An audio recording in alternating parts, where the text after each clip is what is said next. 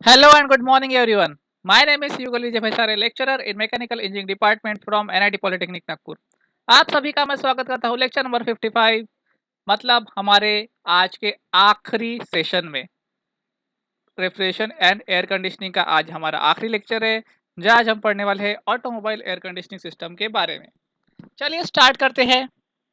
ये रहे आपके डिपार्टमेंट के विजन और mission. Please pause the video and read it.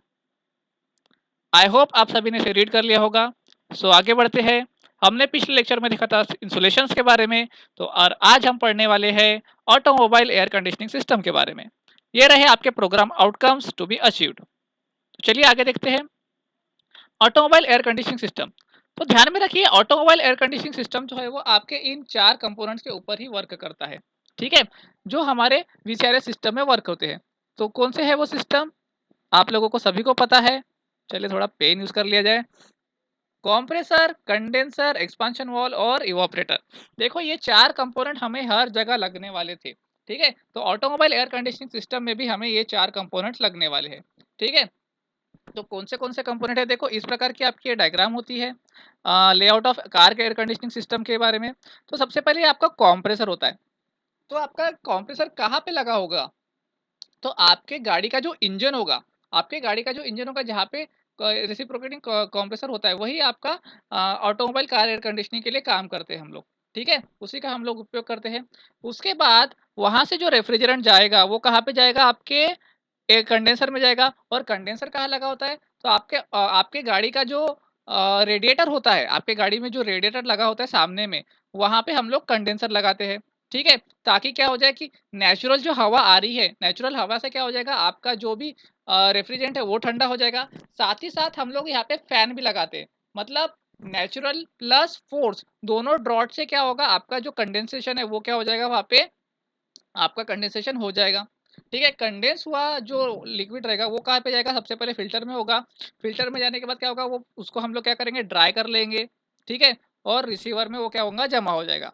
उसके बाद थोड़ा सा हम लोग उसका प्रेशर मेजर करने के बाद हम लोग उसको कहाँ पे भेजेंगे, आपके थर्मोस्टेटिक एक्सपांशन वॉल में। थर्मोस्टेटिक एक्सपांशन वॉल में क्या करेंगे हम लोग, थर्मोस्टेटिक एक्सपेंशन वॉल में भेजने के बाद क्या होगा, उसका प्रेशर रिड्यूस होगा। है ना, मेन काम तो वही है, उसका प्रेशर रिड्यूस होगा। और कितना अमाउंट ऑफ आपको रेफ्रिजरेंट की आवश्यकता हो रही है, कितना amount of mass flow rate का आपको एयर वहां पे आवश्यक हो रहा है, वो भी ये डिसाइड करेगा। ठीक है, थर्मोस्टेटिक एक्सपेंशन वॉल जनरली आजकल जो लोग यूज कर रहे हैं वो थर्मोस्टेटिक एक्सपेंशन वॉल ना यूज करते हुए हम लोग वहां पे एक ऑरिफिस मीटर यूज करते हैं। ठीक है, तो ध्यान में रखिए आजकल ऑटोमोबाइल एयर कंडीशनिंग सिस्टम में क्या यूज हो रहा है, तो ऑरिफिस मीटर यूज हो रहा है।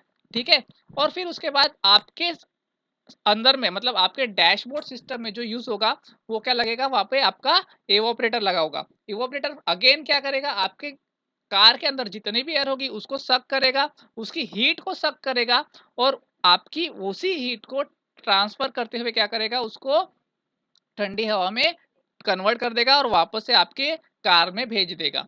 ठीक है, वही हवा, वही जो आपका रेफ्रिजरेंट है वो वापस से कहाँ पे चले जाएगा, कंप्रेसर में चले जाएगा। और ये प्रोसेस जो है कंटिन्यूअसली चालू रहेंगी। I hope automobile air conditioning system सभी को समझ में आ गया होगा। आपको बहुत ही सिंपल लैंग्वेज में मैंने नोट्स में भी इसको प्रोवाइड कर दिया है। ठीक है, चलिए आगे बढ़ते हैं। क्या जरूरत पड़ती है भैया हमको ऑटोमोबाइल एयर कंडीशनिंग सिस्टम की। ठीक है, क्या जरूरत पड़ती है, तो देखो जो हीट आ रही है सन से डायरेक्टली आ रही है, वो आपके रूफ से आएंगी कार में, या फिर विंडोज से आएंगी। तो क्या होगा, आपके कार के अंदर में बहुत ज्यादा हीटअप तैयार हो जाएंगी। ठीक है, और बहुत ज्यादा अगर हीट तैयार होगी तो आपको खुद को गाड़ी चलाने में क्या होगा, बहुत चिड़चिड़ापन महसूस होगा। तो इसलिए हमें क्या होगा, कार में ऑटोमोबाइल एयर कंडीशनिंग सिस्टम की आवश्यकता पड़ती है। Engine heat through the dash panel. ठीक है, डैश पैनल से क्या होता है, सामने से इंजन से क्या होता है, हीट जो है वो ट्रांसफर होती है।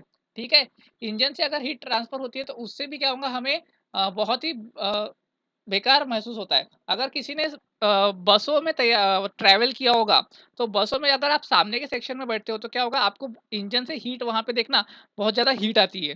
ठीक है, तो इसीलिए अगर आप कार में भी ऐसा ना एक्सपीरियंस करना चाहो तो क्या करेंगे हम लोग, वहां पे एयर कंडीशनिंग सिस्टम यूज करेंगे। उसके बाद एग्जॉस्ट सिस्टम, आपके गाड़ी का जो एग्जॉस्ट सिस्टम होता है वहां से भी जो एयर धुआं निकल रहा है वहां से भी क्या होगी, हीट तैयार होती है। तो वो भी क्या होगा, आपके लिए थोड़ा सा हानिकारक होगा, इसलिए हम लोग वहां पे एयर कंडीशनिंग सिस्टम लगाएंगे। Heat from hot pavement conducted through the floor panels. तो आपका जो पैनल्स होता है वो भी क्या होता है, हॉट होता है, तो उससे भी हीट आएगा कंडक्शन के थ्रू, तो इसीलिए हम लोग वहां पे एसी लगाएंगे।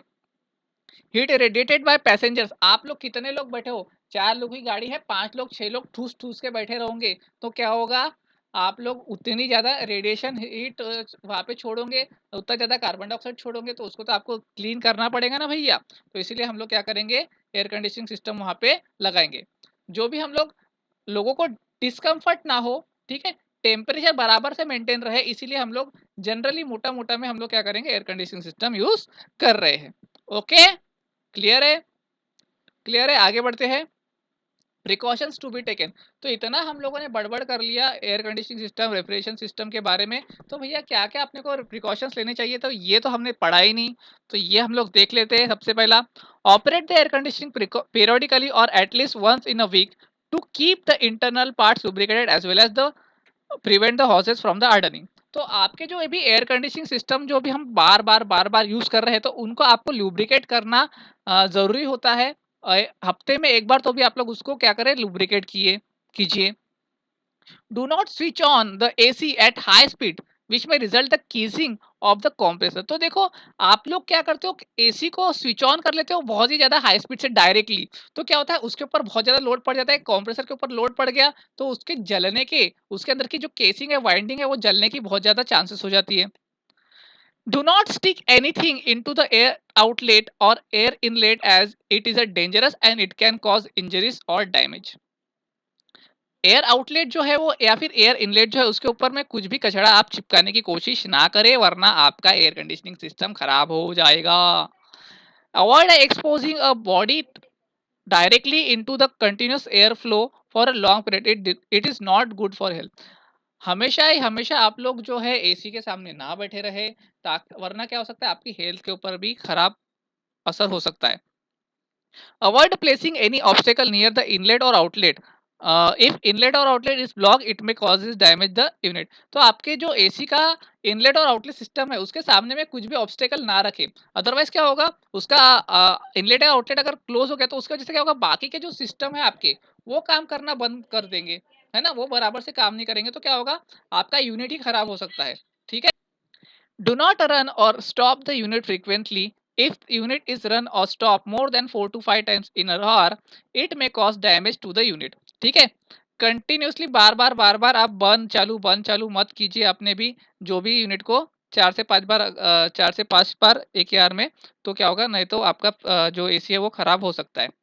The air filter should be cleaned at least once और 2 वीक्स। ठीक है, तो 2 हफ्तों में या फिर 1 हफ्ते में आप लोग आपका जो एयर फिल्टर है उसको आप चेंज करते रहे, ताकि आपकी जो हवा है वो हमेशा फिल्टर होते हुए आए आपको और अच्छी हवा दे सके। The unit is clean, set the selector switch off position. ठीक है, जब भी आप उसको यूनिट को क्लीन कर रहे हो, आप हमेशा ध्यान में रखिए आपका जो यूनिट रहेगा वो स्विच ऑफ पोजिशन में होना चाहिए, स्विच ऑन पोजिशन में हाथ नहीं लगाना, बहुत जोर का झटका पड़ता है। Okay, never operate AC on heater with never operate AC with heater on. तो हीटर ऑन जब भी रहेगा तो एसी को आप लोग यूज ना करें। ठीक है, do not charge the refrigerant in the AC system before flushing. ठीक है, तो जब भी आप इसको चार्जिंग कर रहे हो, एसी को जब भी चार्जिंग और डिस्चार्जिंग करते हैं हम लोग, तो चार्जिंग करते समय हमेशा पहले फ्लश कर दीजिए, मतलब पहले उसको डिस्चार्ज कर दीजिए, जितनी भी उसमें कचरा है वो सब निकाल दीजिए, उसके बाद आप उसको चार्ज कीजिए। ठीक है, तो ये कुछ प्रिकॉशंस है जो हमें एयर कंडीशनिंग सिस्टम और रेफ्रिजरेशन सिस्टम यूज करते समय लेने चाहिए। अब हम देखते हैं ऑटोमेटिक क्लाइमेट कंट्रोल सिस्टम। तो ऑटोमेटिक क्लाइमेट कंट्रोल सिस्टम मैंने क्या, देखो इस प्रकार का आपका यूनिट है। ओके, सो इसमें होता क्या है एक सिस्टम है एमसी यूनिट। ठीक है, ये क्या करेगा, आप लोग अगर नहीं चाहते हो कि मैं बार बार यार टेम्परेचर सेट करूं, तो ये क्या करेगा, ये जो एमसी यूनिट क्या करेगा, आपके आसपास का जो सराउंडिंग है उसकी ह्यूमिडिटी, उसका टेम्परेचर, ठीक है, और आपको कितना टेम्परेचर महसूस होना चाहिए, ये सारा का सारा सेंस कर लेगा, और उस हिसाब से वो अपने आप ही क्या करेगा, आपके रूम में उतना जो ह्यूमिडिटी टेम्परेचर है उसको सेट कर देगा और आपके रूम में भेज देगा। सिंपल है। ठीक है, आप उसको मैनुअली भी ऑपरेट कर सकते हो। ठीक है, तो देखो बहुत ही सिंपल सा यूनिट है यार। देखो एक यूजर टेम्परेचर, देखो एक एमसी यूनिट है, एमसी यूनिट को आप लोग अपने हाथों से भी कर सकते हो, ठीक है? ऑपरेट कर सकते हो। उसके बाद में वो जो आपने भी ऑपरेट किया वो आपको एलसीडी पे दिखेगा, एलसीडी पे दिखेगा, उतना करंट यहाँ पे ड्राइव होगा और आपके जो रूम है, आपके रूम में क्या होगा, आपके एयर कंडीशनिंग यूनिट में उतना एयर वो आपको छोड़ देगा, ठीक है? उतने वो कंट्रोल्स एक्चुएटर्स उसको ओपन कर देगा, ठीक है?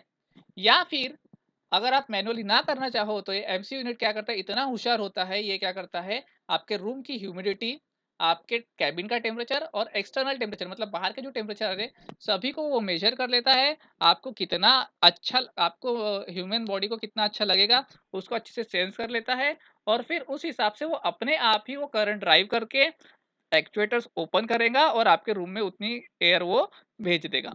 तो ये सिंपल सा यूनिट है ऑटोमेटिक क्लाइमेट कंट्रोल सिस्टम, ठीक है? आई होप सभी को आज का लेक्चर समझ में आ गया होगा। यूनिट आउटकम्स क्या अचीव हुए, हमने ऑटोमोबाइल एयर कंडीशनिंग सिस्टम के बारे में पढ़ा। आज के लेक्चर में हमने देखे ऑटोमोबाइल एयर कंडीशनिंग सिस्टम को किस प्रकार से डिस्क्राइब किया जाता है और ये रहे आपके program outcomes to be achieved. Question किस प्रकार से पूछेगा आपको एमएसबीटी, तो वो पूछेगा आपको डिस्क्राइब करो need sketch of automobile air conditioning system के बारे में। कंपोनेंट लिखो बोलेगा ऑटोमोबाइल एयर कंडीशनिंग सिस्टम के बारे में, उसके फंक्शंस लिखो बोलेगा, ठीक है? So thank you very much. आप लोगों ने इतना पेशेंसली 6 के 6 यूनिट मेरे साथ चलाया, ठीक है? यूज़ किया। मैं युगल भैसारे आप सभी का तहे दिल से थैंक यू कहना चाहूँगा। ये जो बंदा यहाँ पे दिख रहा है आपको, मैं Yugal Bhaisare, lecturer in mechanical engineering department from NIT polytechnic Nagpur. आप सभी का बहुत-बहुत शुक्रिया करता हूँ और आप सभी को बेस्ट ऑफ लक कह रहा हूँ आपके एग्ज़ाम्स के लिए, ठीक है? चाहे ऑनलाइन हो, चाहे ऑफलाइन हो, आप लोग बेस्ट ही दोगे। और लास्ट में आप सभी से बस एक रिक्वेस्ट है कि आपको मेरा पढ़ाना कैसा लगा, आप प्लीज़ कमेंट बॉक्स में टाइप कर दीजिए। अगर आपको मेरा पढ़ाना अच्छा लगा तो अच्छा लिखिए, अगर बुरा लगा तो प्लीज़ बुरा लिखिए ताकि मैं उसमें इम्प्रूवमेंट कर सकूँ, ठीक है? जैसा भी लगा आप प्लीज़ उसको कमेंट बॉक्स में टाइप कीजिए, मैं बिल्कुल उसे पढ़ूँगा और खुद में इम्प्रूवमेंट करने की कोशिश करूँगा, ठीक है?